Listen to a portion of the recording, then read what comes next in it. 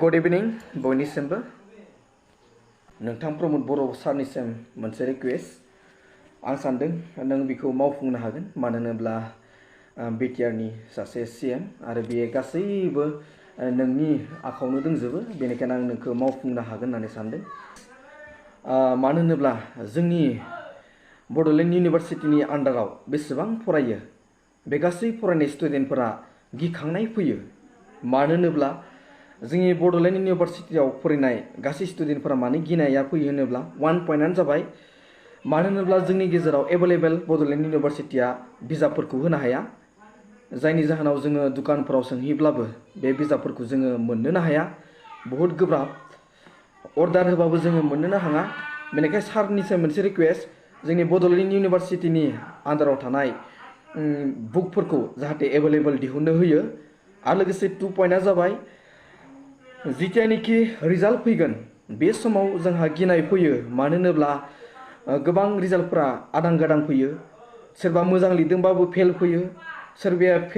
fail जानाय लिरदोंब्लाबो pass जानानै फैयो कुनु फोथायनो हाया सोरबाया एग्जामखौ होआखै एग्जामखौनो होआखै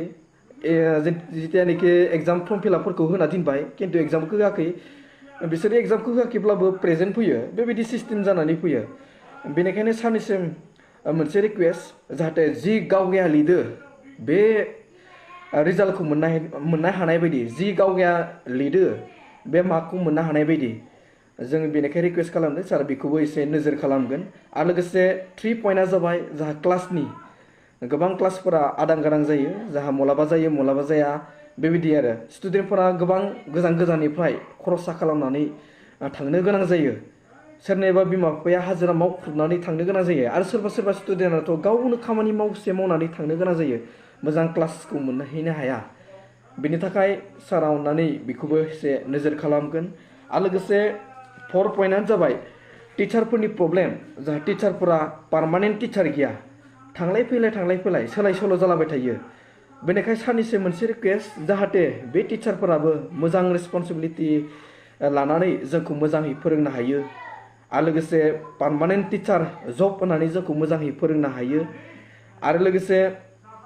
मानो होनोब्ला जोंनि थाखाय मानो आदां गादां जायो होनोब्ला जोंहा गोबां स्टुडेन्टफोरा बर' मिडियामाव फरायनानै थांनायफोर दोङो आरो बे बर' मिडियामाव थांनायफोरा इंलिश मिडियामाव जाहाथे बेयाव एक्सप्लेन खालामनाय जायो इंलिसाव जोङो फरायनो गोनां जायो मानि जाहोनाव होनब्ला जोंहा इंलिश बर' फरायनाय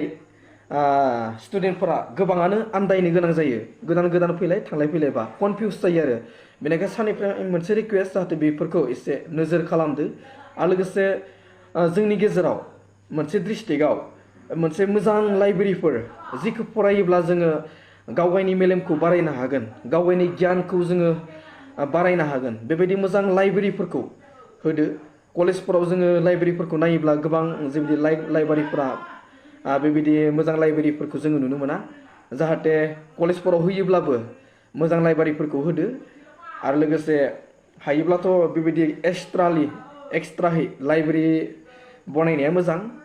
जे जायगायाव सिरिबाङै जोङो फरायनो हायो स्टाडि खालामनो हायो बेबायदि लाइब्रेरि जाहा खुलिना होनाया मोजां मोनसे डिस्ट्रिक्टआव मोनसे